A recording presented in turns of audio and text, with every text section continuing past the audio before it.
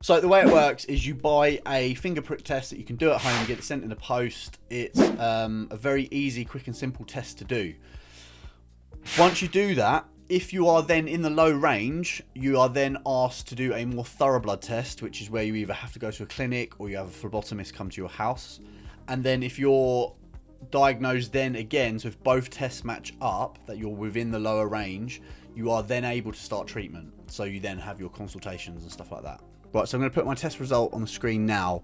And my first test was in September 2023, and it came back at 7.85 nanomoles per litre, which is below the UK healthy range of 8.6 to 29. That's the ranges. For US viewers, that's 226 nanograms per deciliter, which is again also below the healthy cutoff of 264 to 916. So as I said before as well, the second test came back and testosterone levels were slightly higher at 8.9, but this just confirmed that I was dealing with low testosterone. So getting those two results and knowing that this was going down the private route, I thought I would try going to the NHS and getting a blood test there. Now again, I'll pop this up on the screen.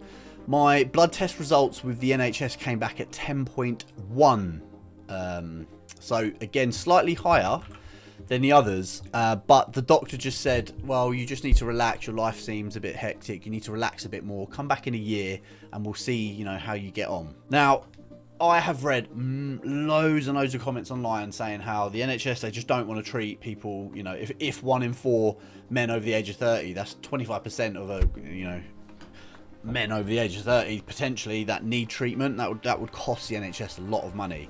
So I've read all that online. I've gone there. He's essentially said we're not going to give you any treatment anyway. So my experience in the NHS, I tried it because obviously paying for this yourself is expensive. But yeah, there was only one way it was going. Now you may be thinking, well, Ollie, you're only just on, you know, under the line. You know, could you have done anything better? You know, given it a little bit more time.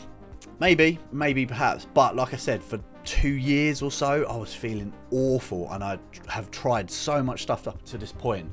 So in October 2023, I decided to bite the bullet and go private.